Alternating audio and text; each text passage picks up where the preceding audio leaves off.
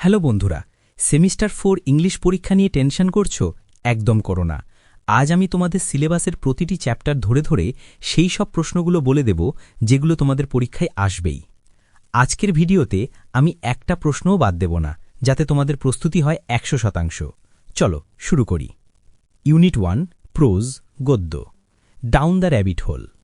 প্রথমে আসছি অ্যালিসের গল্পে। এখান থেকে 6 নম্বরের জন্য তোমরা 3টে প্রশ্ন খুব ভালো করে দেখবে। 1. Describe the initial setting of the story and Alice's feelings before she saw the white rabbit. 2.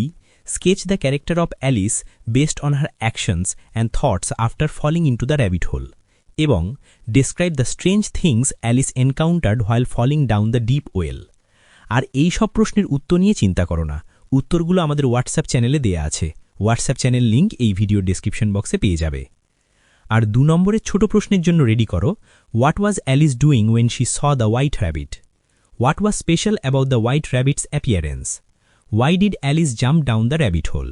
What thoughts came to Alice's mind during the fall? এবং how did Alice feel about her identity during the fall? 3 questions. Leo টলস্টয়ের গল্প থেকে 6 নম্বরের জন্য পড়বে, you have already been answered, who said this and two hmm? How was the person answered? 2. Why did the Tsar decide to consult the hermit? How did he help the hermit and what was the result? 3. Forgive me. Who asked for forgiveness? Why did he ask for forgiveness? How did the Tsar show his forgiveness? এবং which 3 questions occurred to the Tsar? 2 নম্বরের জন্য তৈরি থেকো। What was the Tsar's first question? Why did the Tsar decide to consult the hermit? Why did the Tsar go to the hermit in common clothes? Who was the bearded man? আর what was the Tsar's third question? Unit 2, verse, কবিতা। Hawk roosting. কবিতা সেকশনে প্রথমেই বাজপাখির দাপট। 6 নম্বরের প্রশ্ন। I sit in the top of the wood, my eyes closed. Whose voice is heard here? How does the speaker express his power and dominance in the poem? 2. How does Ted Hughes portray the hawk as a symbol of sophisticated tyranny or destructive পাওয়ার? 2 নম্বরের জন্য দেখবে, where does the hawk sit? What is the hawk's attitude towards nature? I kill where I please because it is all mine. What does this line signify? এবং what does the hawk mean by the sun is behind me? Sonnet 73। শেক্সপিয়ারের এই sonnet থেকে 6 নম্বরের জন্য পড়বে, explain the 3 metaphors, autumn, twilight and fire, used by the poet to describe his old age. 2. This thou perceivest which makes thy love more strong. What does this refer to? How does it make love stronger? 2 নম্বরের জন্য important. Which season of the year does the poet compare his age to? What does twilights of such day symbolize in the poem? What is compared to death's second self? এবং how does the poet describe the fire in the 3rd quatrain? The greenhouse effect। এখান থেকে 6 নম্বরের 2টো প্রশ্ন খুব জরুরি। 1. What are the central concerns of the speaker regarding the environment? 2. How does the poet link human lifestyle with the gradual destruction of nature? 2 নম্বরের জন্য পড়বে, What is the primary concern of the speaker in this poem? Mention one human activity mentioned in the poem that affects nature.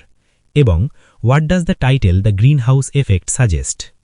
Unit 3, drama, নাটক। Riders to the sea. নাটক থেকে 5 নম্বরের জন্য মাত্র 3টে সেরা প্রশ্ন।